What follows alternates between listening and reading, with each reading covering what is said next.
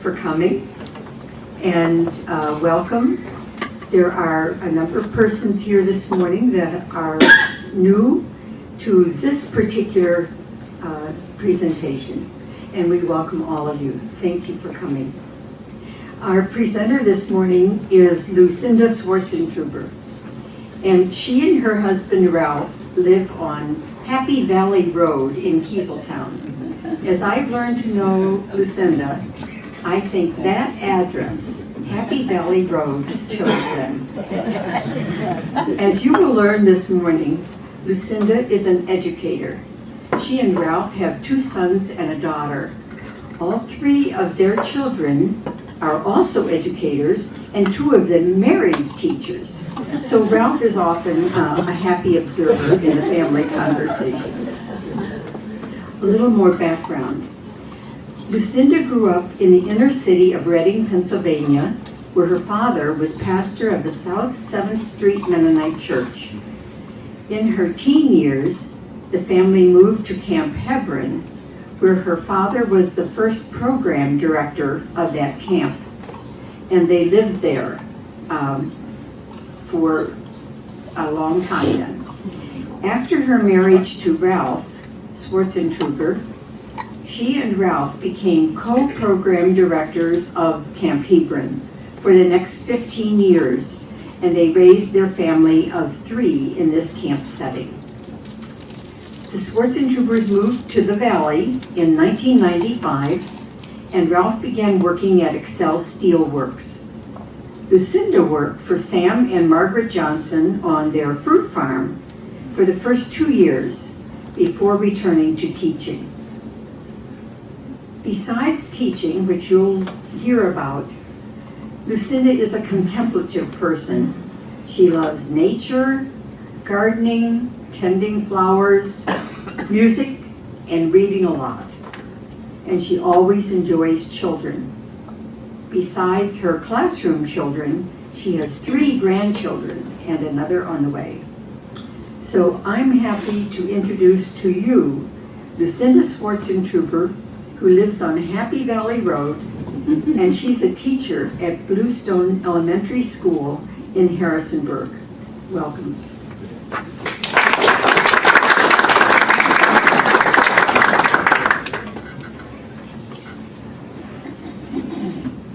Good morning. It is an honor to be here. Okay, so you have to tell me now, when do you hear me? Do you hear me? Yeah. Okay, at any time, if you're not hearing me, can you just do this? That will help me a lot. This morning, to begin, I would like you to all close your eyes and do some remembering with me. Pick a classroom from your past. If you can, go all the way back to your elementary years, possibly 1st grade or 3rd grade. And walk into that classroom and look around. What do you see? What is on the walls? How do your books look? Where are you finding your research information? What subjects are you going to be learning today? Who is doing most of the talking? What is the teacher writing on? Where is the teacher in the room?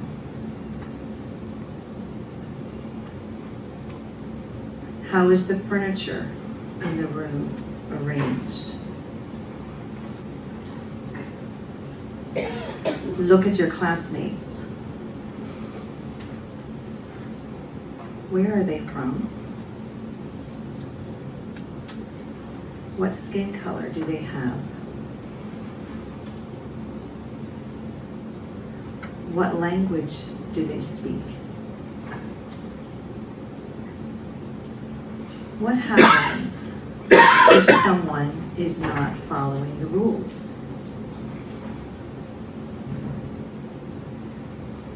Open your eyes. How many of you saw a classroom? Okay, I want just a brief feedback. Where was your teacher? Let me speak it out. Up front. Probably in the front of the room. What might she or he be writing on? A blackboard. How are your desks arranged? In rows. Straight. Straight rows. Screwed to the floor. Your classmates, what predominant color were they? White. Where did you get your research information? World books, encyclopedias, books from your library. Well, I started my teaching career after graduating from EMC in 1983. I started in a rural public school in Pennsylvania, near Camp Heber. After teaching for 2 years, I took off 13 years to raise our family.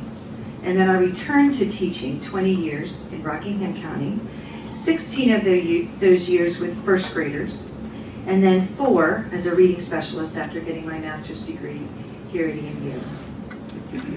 Now I am enjoying the experience and challenge of teaching in my 2nd year as a reading specialist with Harrisonburg City Schools. As we just realized in this opening exercise, the shape of education is changing through advancements in technology, innovative teaching practices, and increased educational opportunities for a diverse population of students. These changes bring a really new excitement as well as unique challenges.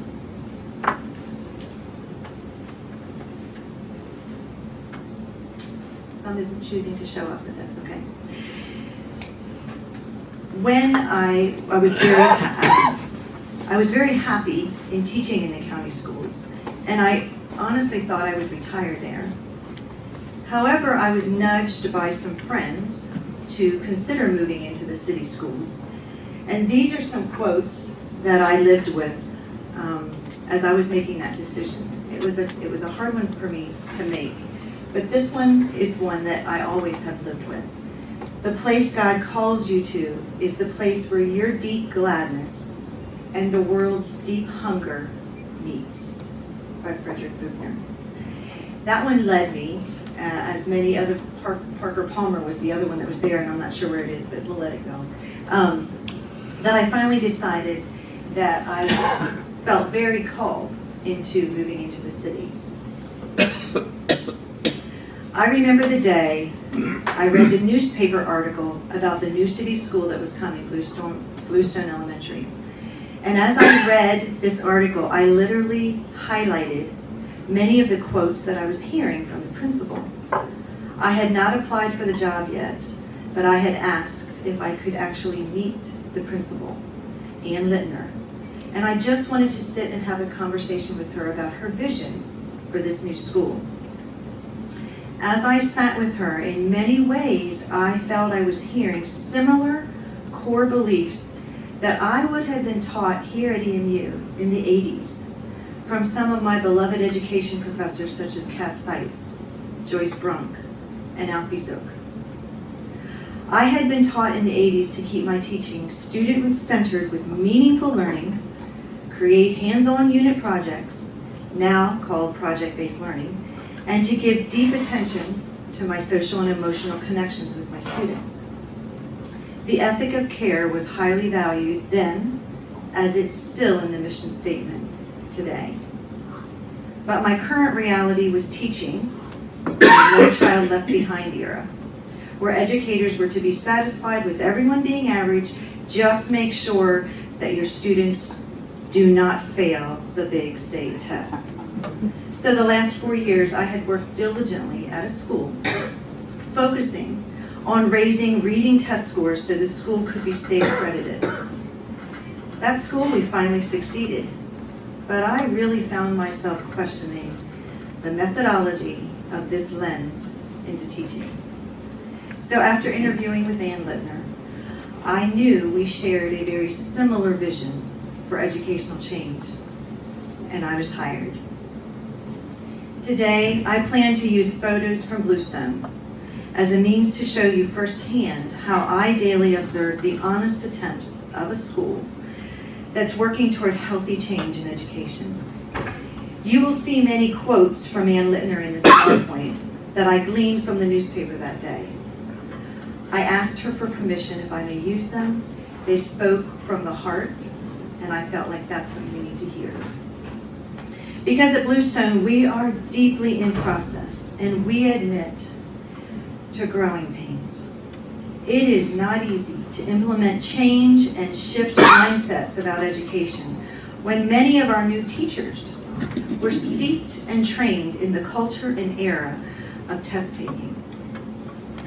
Add to that the growing diversity of our community and the trauma-induced student behavior connected with poverty, violence, immigration, refugee status, and very current unsettled times. Bluestone has 567 students, 68.3% are economically disadvantaged, and 56.1% are English language learners.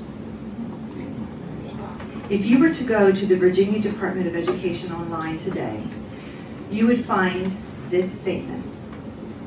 In preparing students to meet the profile of a Virginia graduate, schools are required to ensure that students develop the following competencies, known as the 5 C's. Critical thinking, you will see all these again. Critical thinking, creative thinking, communication, collaboration, and citizenship. This is how Bluestone is working toward these competencies of what some educators also call the 21st century skills.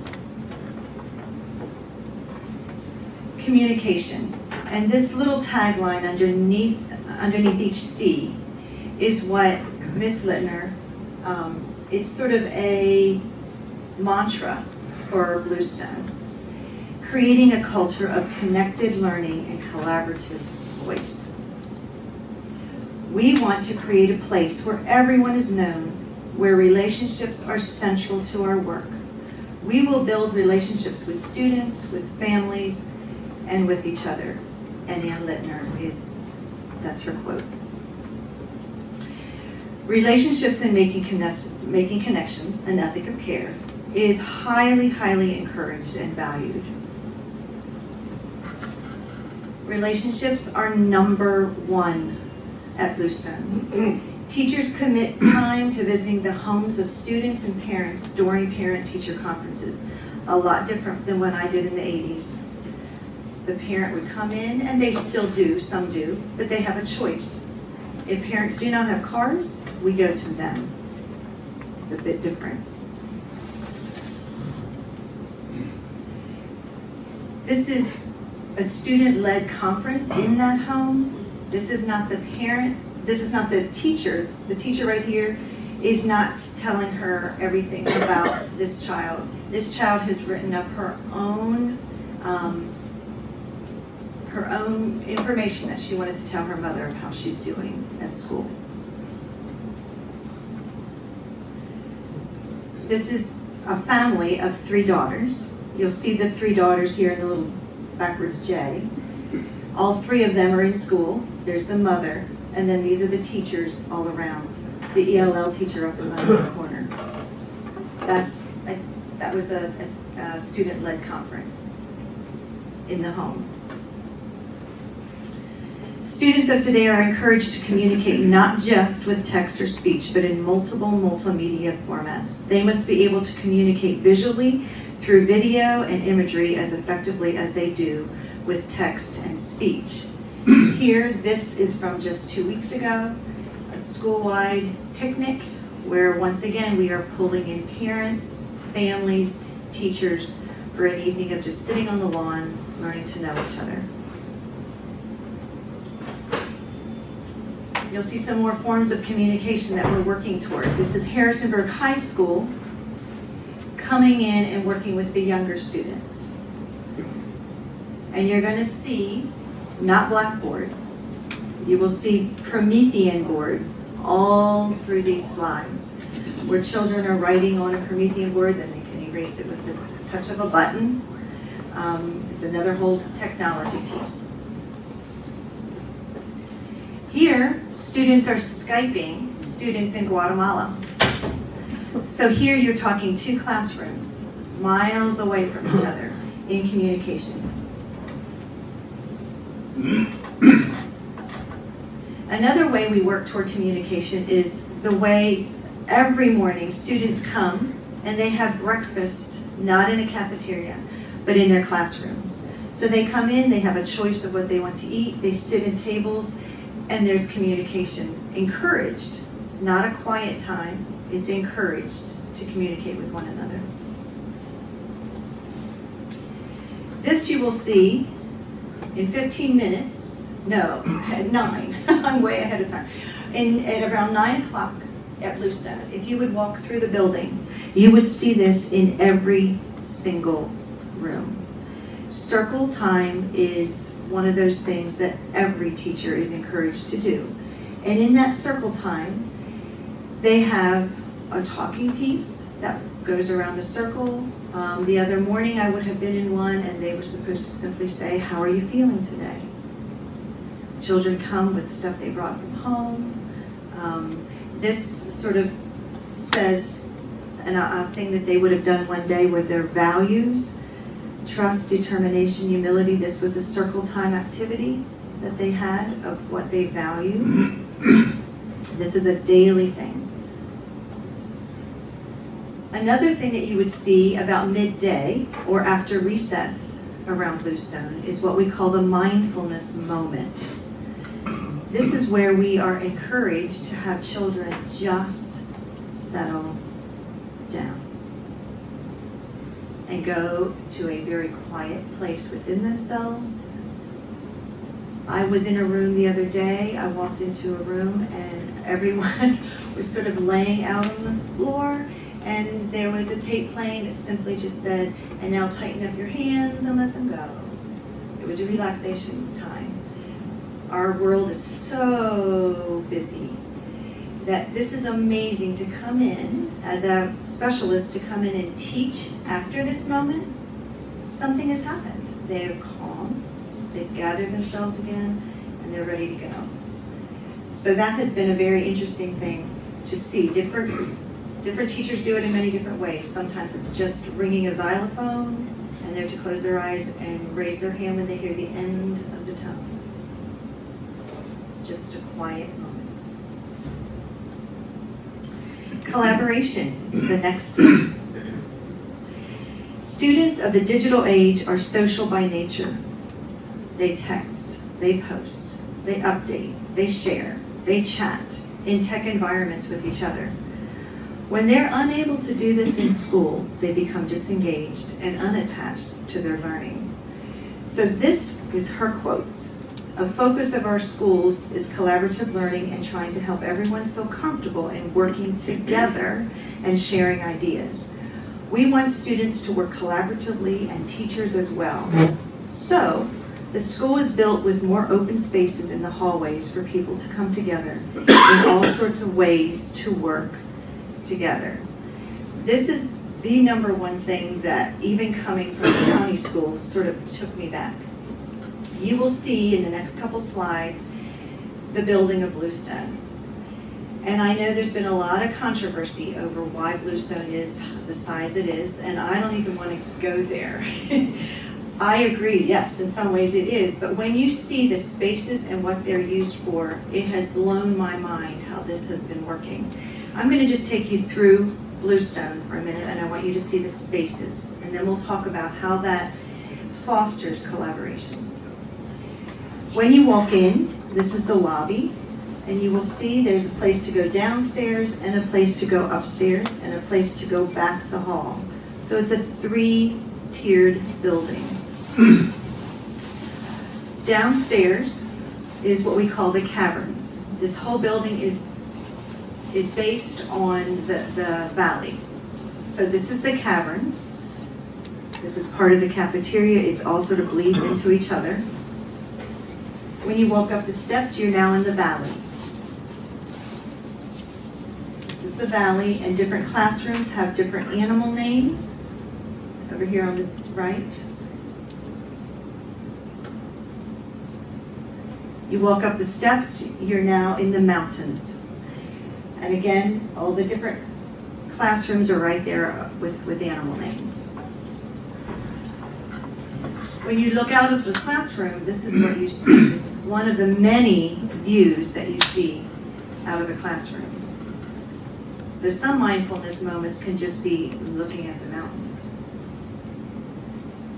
And my kids, every time I tell them where I live, I point to that mountain and say, just at the base of that massive mountain, that's where I live. And they're like, what? You live way over there? It's always fun. This is the, names have changed. It is now the Movement Center. It's not just the gym. This is the Movement Center. And this is our beautiful library. This is the music room.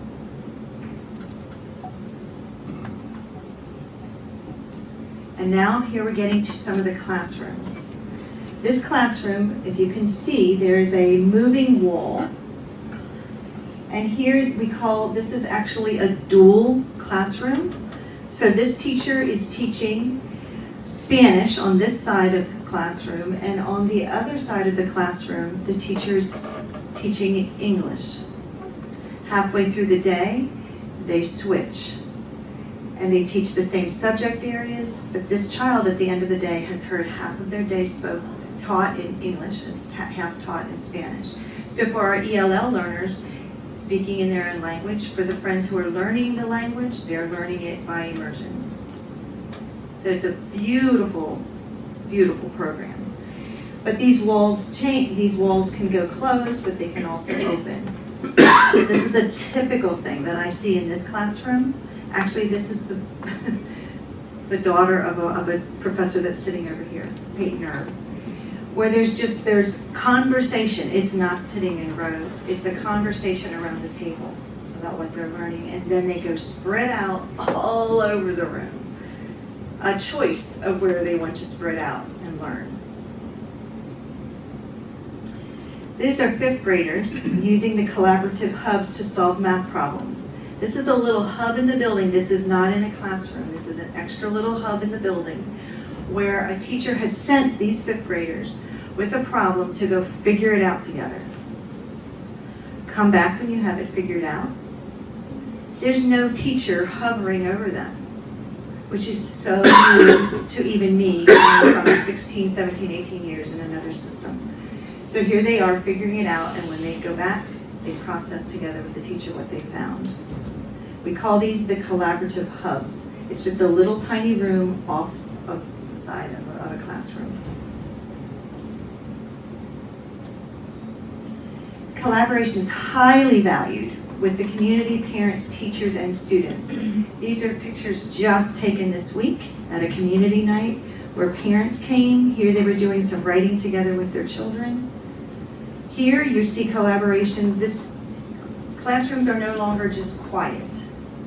So in this room, I was teaching this lesson while another teacher was teaching Virginia Studies. I was teaching word study, and they were literally giving each other questions through their notebook, talking to one another. So it's this quiet, well, not always quiet, subdued, but it's meant to be subdued conversation that you don't have to be quiet, but you do have to be subdued so that you're not bothering the teacher on the other side.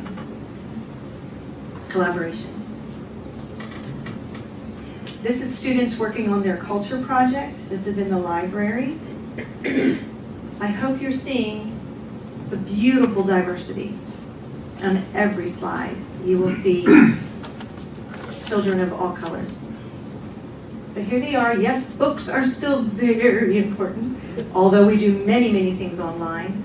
This is the library. They were looking for this culture project was they were supposed to come and explain their culture of origin, their parents, where they come from. So you will see a couple more of these. This just happened, so it's so, these are two of my students. Vitaly is from Ukraine. He very proudly stood about that tall and told me all about Ukraine in his wonderful accent. This is Saya from Kurdistan, and she had pictures of her family. She had created her project. He created his on a trifold, but she created hers on a Chromebook. And so she was reading from her Chromebook. There was a choice of how they wanted to display their project. This is Isabella, Nicaragua. And then my dear Macy, who's from Harrisonburg. And she used the Promethean board like a pro. She stood up there and went through her slides like she was ready to teach tomorrow. So, so proud of her home country right here in Harrisonburg. Critical thinking, the next C. Am I moving too fast? It's okay to tell me. You okay? Okay. Critical thinking. We are going to teach for deep understanding. Project-based learning is a way of making learning real and authentic for children. By integrating the curriculum, there is a strong question that you're trying to answer with sustained inquiry, and it's relevant for our students. Critical or analytical thinking simply means to use the higher end of Bloom's digital taxonomy or higher order thinking skills. One way these skills are encouraged are through project-based learning. I happen to capture these two boards that were in the teacher collaboration space, their little teacher room. This is the 3rd grade.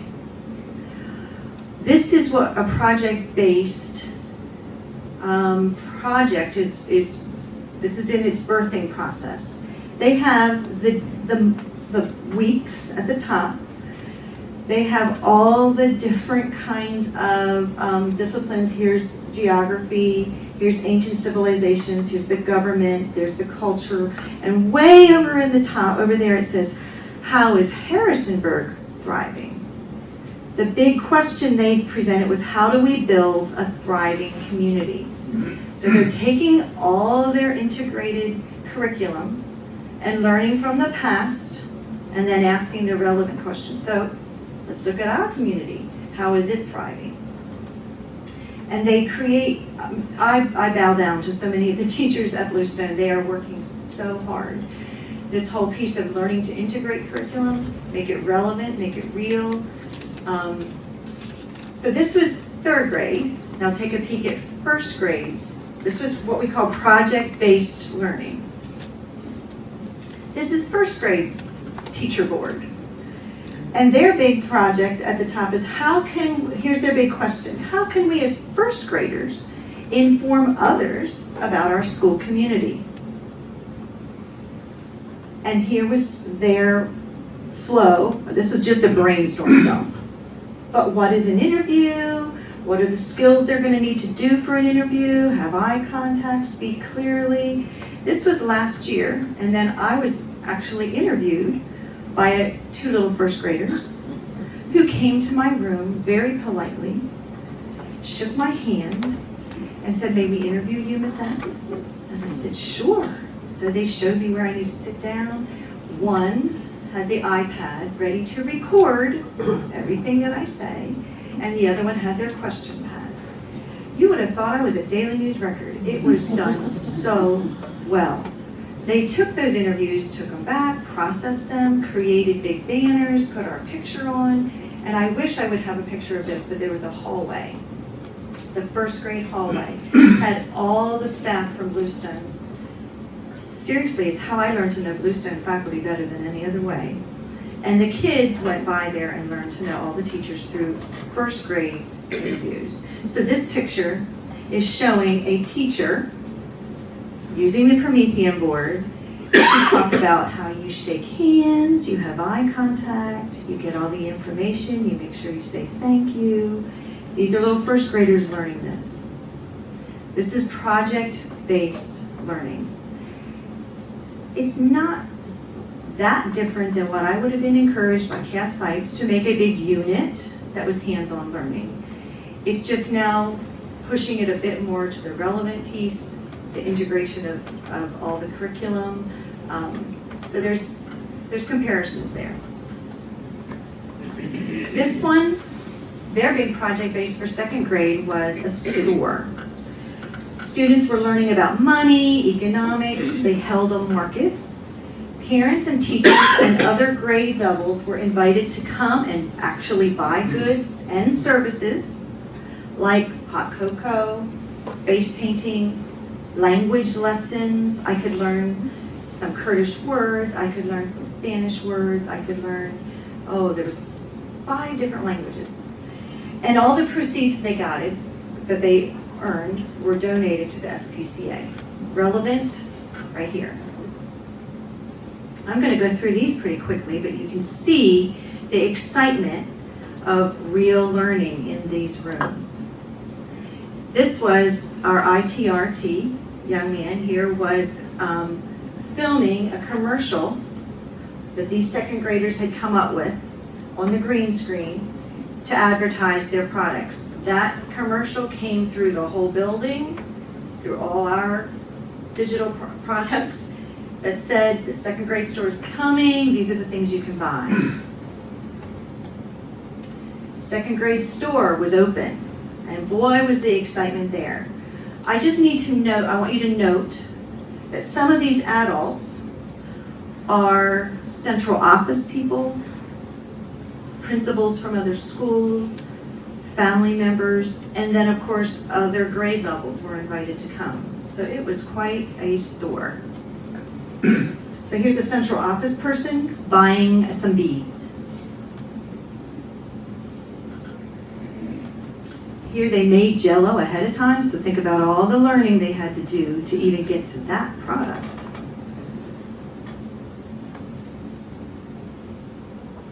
The hot cocoa station was crazy but good, but there was cocoa flying. Because look at the boys that were stirring down here. Here they're selling tattoos for sale, 25 cents. Poor little S. Garland's not having much business right now. And the hair, all the work on the hair. They had little face painting over here. Here she's doing her friend's hair, her fee. And ending this part with, typically when I walk past a classroom, there's some form of hands-on learning going on. Rarely do I see everyone in their seats just watching a teacher teach. That's quite rare. To the next C, creativity. We want an environment where everybody is valued for who they are, so they want to participate and feel like they're willing to take a risk in terms of sharing their ideas. Because learning is risky. Creativity. Students need to be able to think and work creatively in both digital and non-digital environments right now to develop unique and useful solutions. As you know, our digital students are in a constant state of stimulation and neural development with technology use. They're natural producers and consumers of information. Problem solving is a skill that comes naturally to them, and this can be advanced profoundly with proper engagement in their learning. This comes from doing rewarding projects and meaningful tasks that give them challenges to overcome in imaginative ways. I see this creativity in many areas around our school, but I captured a few pictures in the iSteam room. Now I'm going to explain what iSteam is. I know some of you may have heard it, but iSteam you may have heard as iSTEM. But we have chosen to make iSteam happen at our school and include the arts. So it's the integration of science, technology, engineering, arts, and math. iSteam. Here, this day, the 5th graders were making roller coasters. They typically have a design process that I'll show here. This is the design process. They ask a question, they imagine, then they plan, then they create, then they go back to the drawing board and improve, and then they present. So another day, I was in for this one, and the design was that they were to create a parachute and see how long they could keep it in the air. So how can you design a parachute so that it doesn't drop immediately? So figure it out. And the big mantra at our school is it okay to make mistakes? I say this almost every day to students, and they go, yes, Miss S. What do we do with our mistakes? We learn from our mistakes. So it's not a feeling of, oh my goodness, I failed in this. No, you just go back to the drawing board and you do it again. So there's not quite the black and white that I remember growing up. That answer's right, that answer's wrong. It's much more, let's figure it out together. So here is the teacher, the I-STEAM teacher, standing up on a chair, and this was presentation time. She was taking each of the parachutes, and they were literally timing to see which one would stay dangling in the air the longest. And then they processed together, what did this person do to help it do this? And then some kids would take it back and say, well, then we want to see if we can do that. So here, she's going as high as she can and dropping it. And then some kids went back and made the person littler, or the balloon part bigger, or it was amazing to watch them problem solve to see how long it would take. I've seen definitely some critical thinking and some creativity.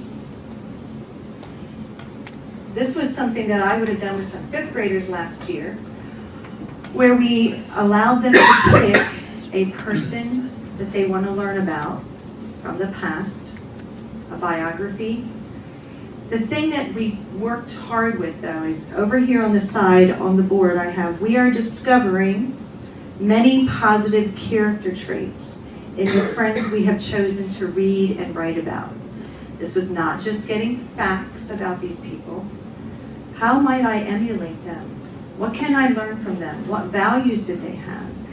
This became a project that they did this visually, and then they wrote, and then they made a movie with their slides that they presented then to the class. I'll never forget the day that Manuel, an English language learner that's struggling, and was known around the school as the behavior problem. He had been moved to 5th grade because 4th grade, he was old enough to move to 5th grade, but he had failed the last year. And the principal finally said, you know, this is a disservice to him. We're going to put him in 5th grade, and please just take care of him.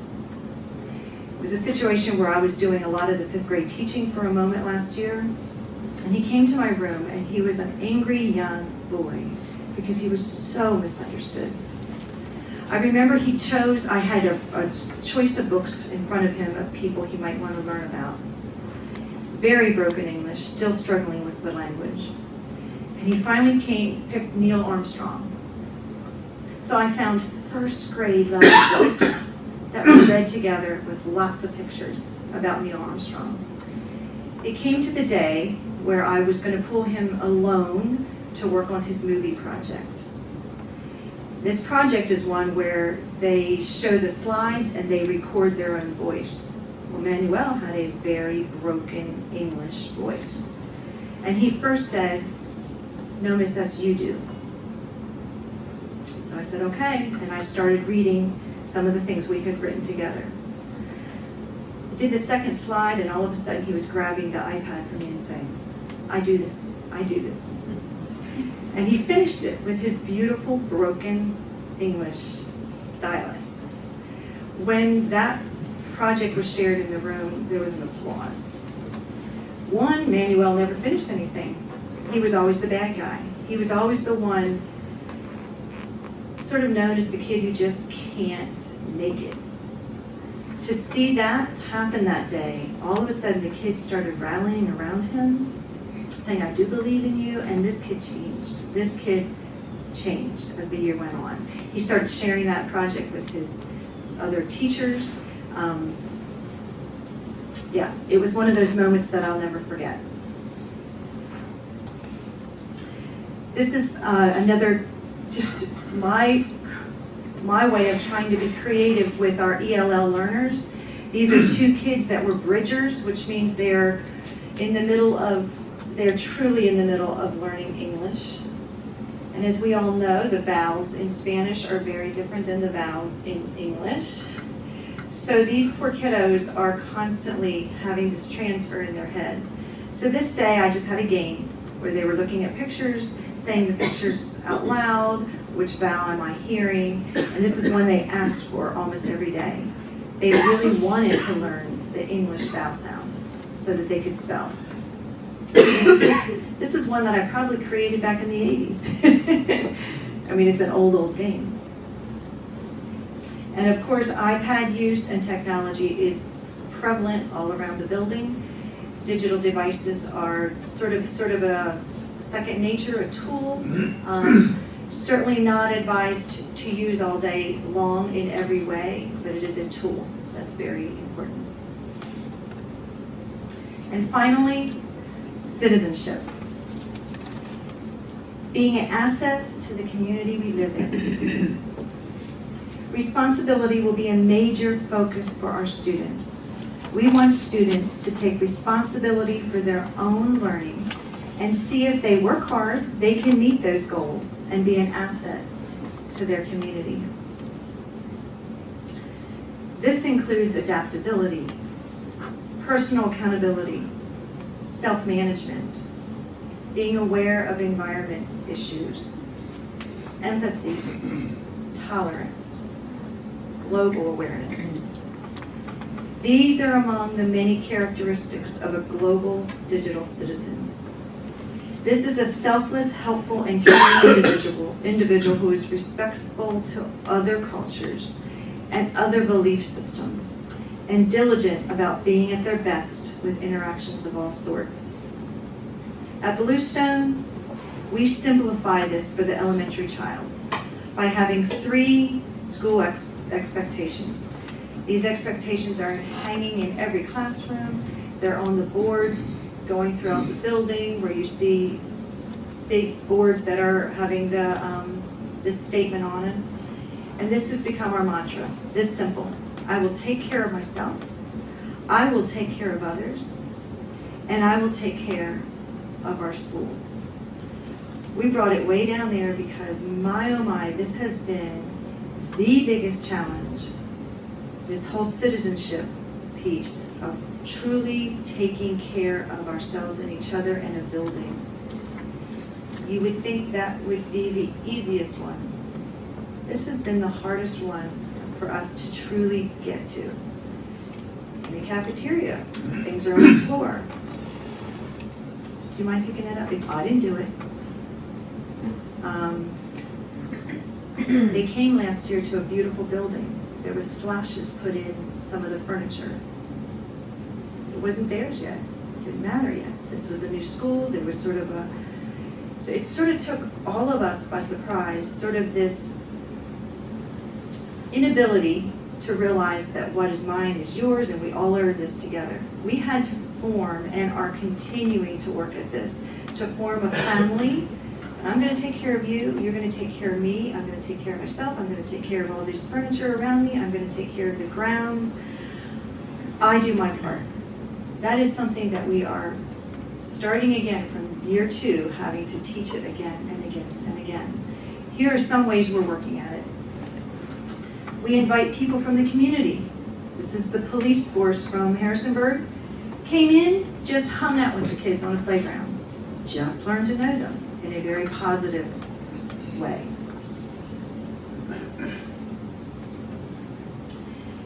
This is when we were writing. I chose Hillendale Park, a scenario that if Hillendale Park were to be taken up by JMU, say it's time to build bigger buildings, and they choose to take Hillendale Park, what would you write as a persuasive essay to the city council? Oh my goodness, did they write? And the reason you see Oreos here is we use the Oreo as our framework, opinion, reasons, expressions of how examples, and then speaking your opinion again. These writings that came from these fifth graders were phenomenal. If I would have just said write a persuasive essay, not so much. But I started showing pictures of Hillendale, and we started talking about how we hang out there, and we play basketball there, and we have a soccer field there. Okay, what if it's taken from you? What would you do? How would you speak about it in a kind, persuasive way? Those papers were phenomenal.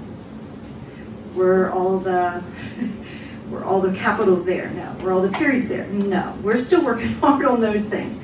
But the voice and the ideas were incredible.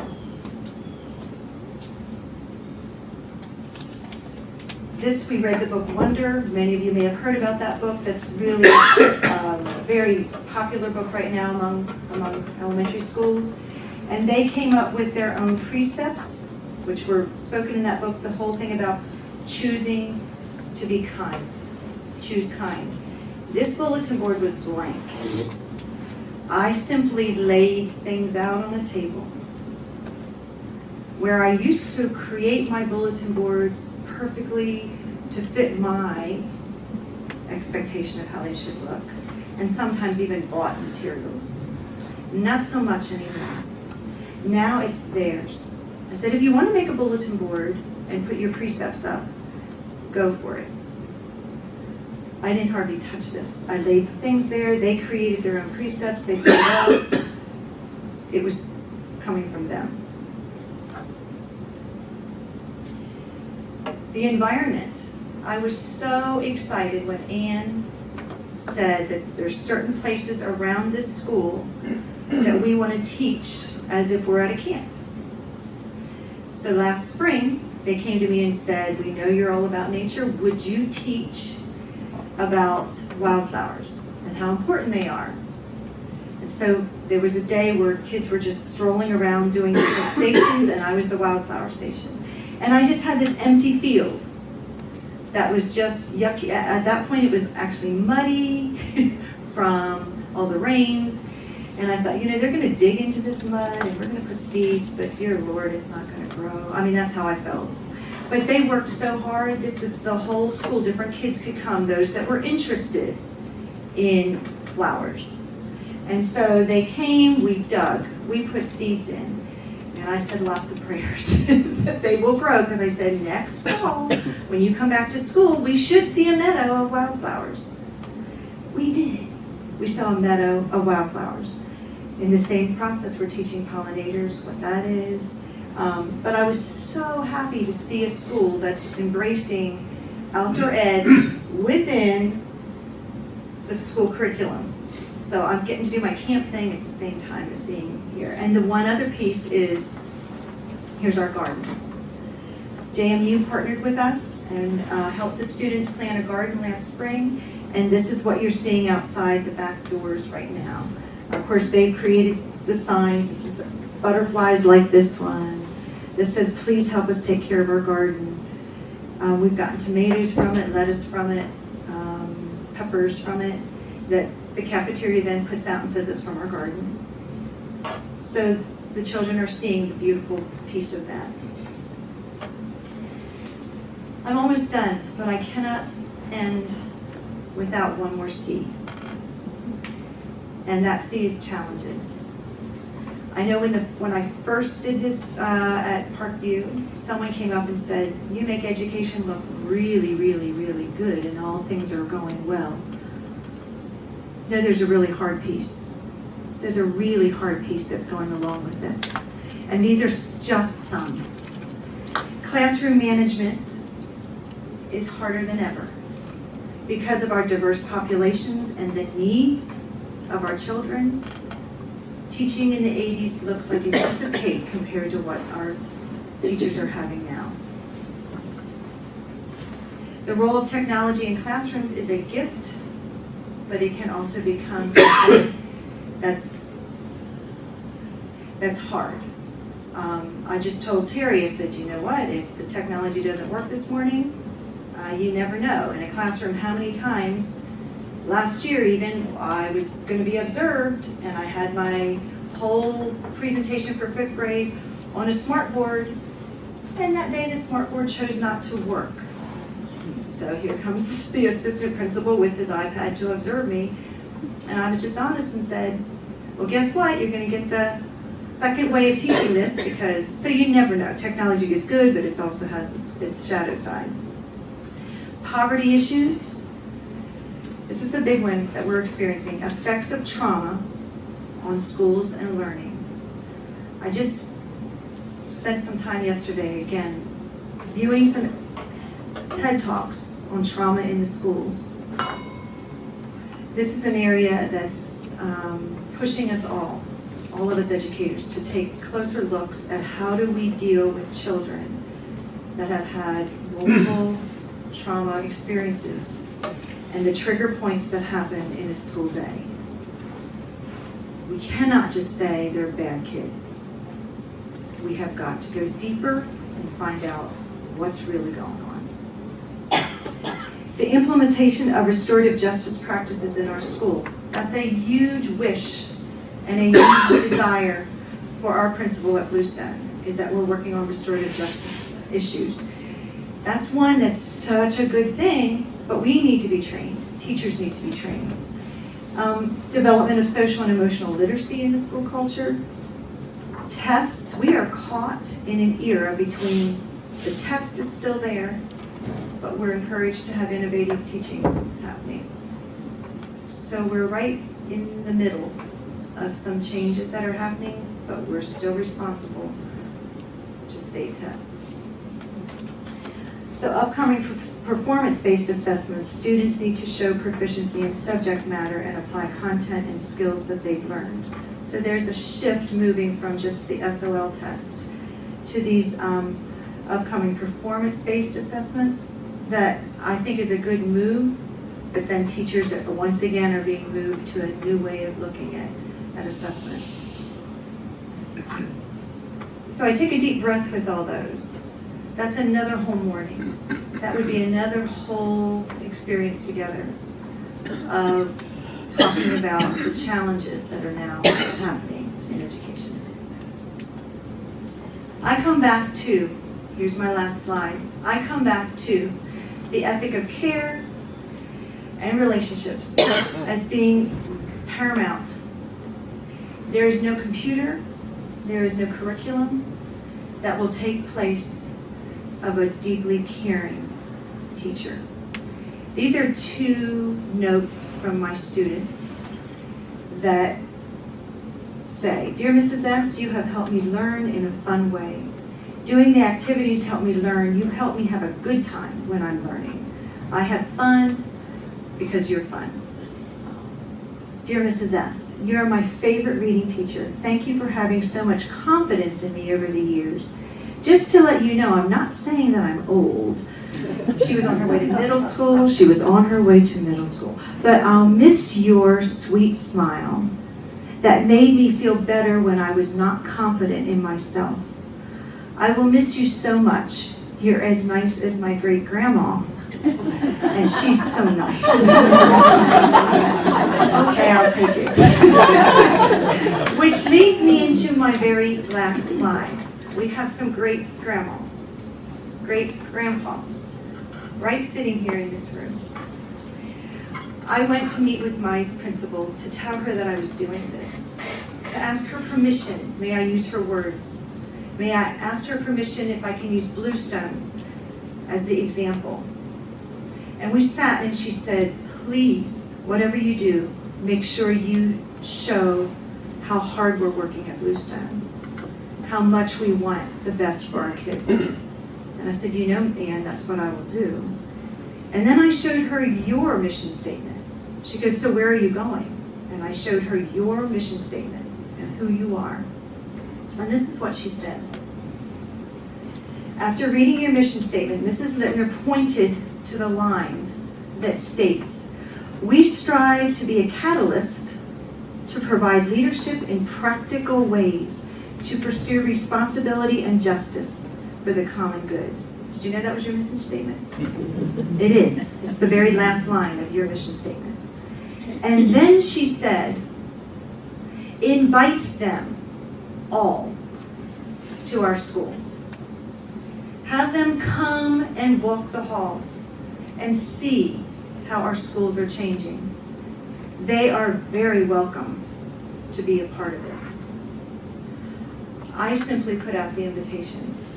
If there is any moment in your day where you say, I could give a half hour to a student who just needs a grandma or a grandpa, because many of them do not have them here in the States, just to read with them, just to sit with them.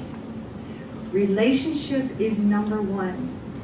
When I read it again yesterday about trauma in the schools, part of it is a child needs a relationship with an adult that believes in them.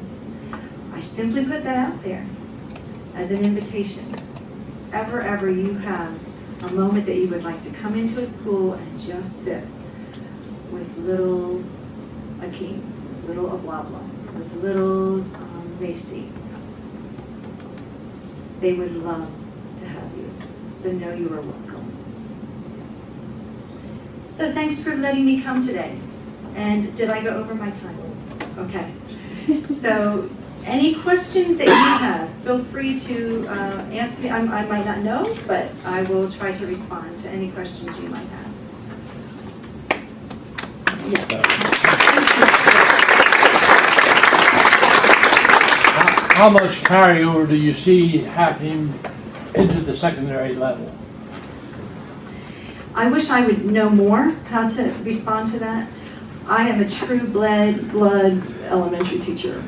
However, what I hear from my children who are high school teachers, there is movement this way toward project-based learning and a bit more hands-on. However, it's been harder. My daughter is an earth science teacher, and she tried some of the project-based and believes in it with her whole heart. However, it's a lot of work, and if you don't have teachers that want to integrate with you, there has to be sort of this culture of change in your school that says, I'm willing to do that too. So this year, she's excited though, because now she found a geography teacher who's willing to do some work with her. So it takes creativity, and it takes work, and it takes a belief in it. And I know Harrisonburg High is working hard at more of that kind of process of teaching, but I don't think it's as prevalent. Would I be right there? Mm-hmm. Any others? Yeah. What percent of the students are in the immersion program? Repeat the Oh, question. I am so sorry. Yes. The question was, what percentage of students are in the dual program, the immersion program? We have, in every grade level, we have a kindergarten, first, second, third, fourth, fifth. There is one class that would have 40 to 42 children in it, in each class. So to do the math, it would be 5, 6 grade levels with 40 children in.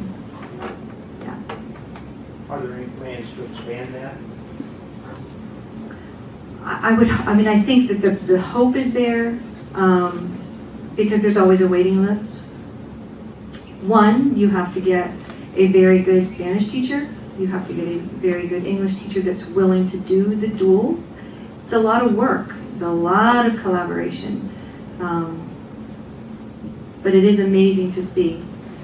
As a reading teacher, I'm seeing the transfer happen so the children would not have had reading intervention from a specialist in English until 3rd grade, and that's me.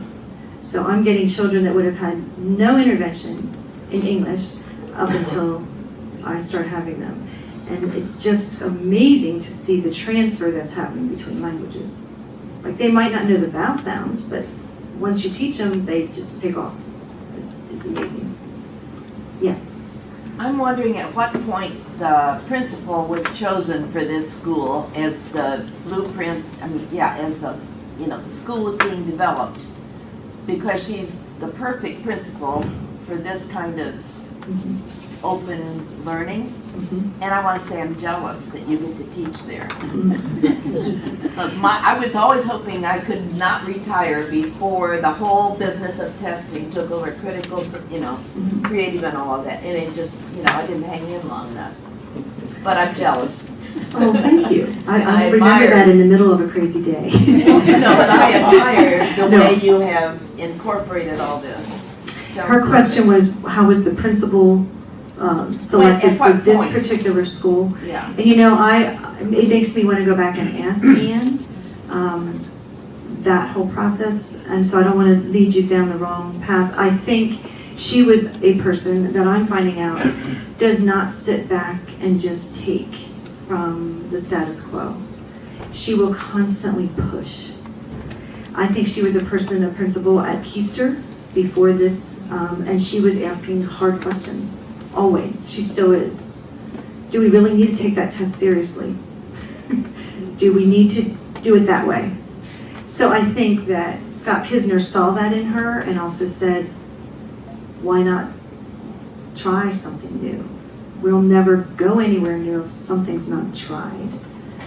But I beg you, as an educator, when you hear the stereotypes or the things that are thrown around out there about Bluestone, and I even heard this one in the Daily News Record when a score came out about Bluestone, and it was really low in Virginia Studies.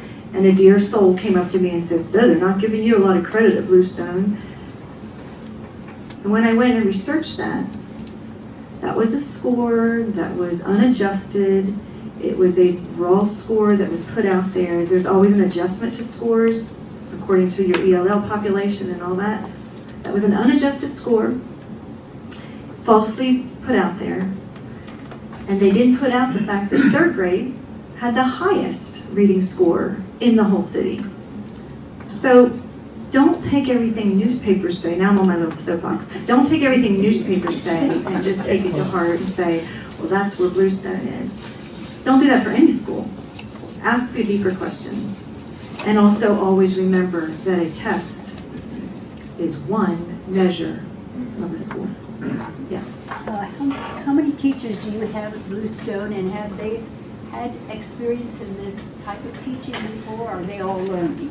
Okay, so again, I don't have the number right off the head, but there's a kindergarten to fifth, and in every grade level there's 5 teachers. And we have a lot of new teachers. So Anne hired very carefully though. When she interviewed, she wanted to know where your values are, your philosophy of teaching. Are you willing to be risky in the way you might want to move out?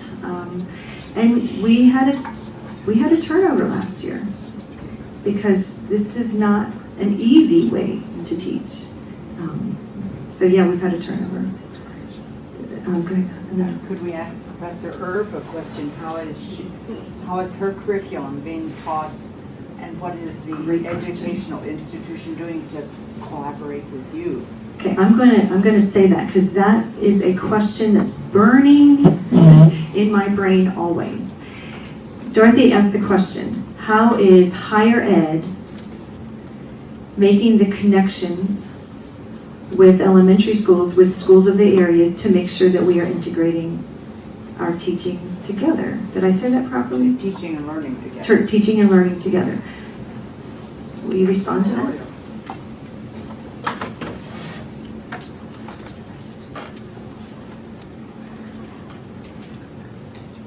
It's a challenging question. Probably takes me a little bit to think about too, how to answer that. One of the ways I think we do that is by trying to put our students in schools, in practicums, early on. We are trying to give them authentic experiences, both in our classrooms here, but also in the classrooms where they will encounter the work of teaching. It's a challenging task. Learning to teach takes years and years and years. And so I think sometimes some of the more deeper kinds of learning pedagogies are grounded in teacher ed, but really need to be lived out and deepened once the teachers are in the school setting. So I would advocate for different ways in which we support teachers, in which we do teacher induction programs, to have a mentorship program that continues into the early years of teaching and throughout teaching that helps these people, these teachers, ask the deeper questions. Because much of it is going to be learned, and our profession of teaching, I don't think, does a really good job of walking alongside and helping people learn, which is somewhat why we have the attrition issues that Lucinda just briefly mentioned. So we are trying to help them learn more about performance-based assessments, more about project-based learning, more about problem-based learning, different terminology you give. So they have a sense of that. Do they have a deep understanding of that when they leave teacher ed? I don't think they do, and I'm not sure that they can have that either because of the need to have the more continuous, the longer term experience of teaching and learning what that looks like. So, that'd be what you want to hear. Well, but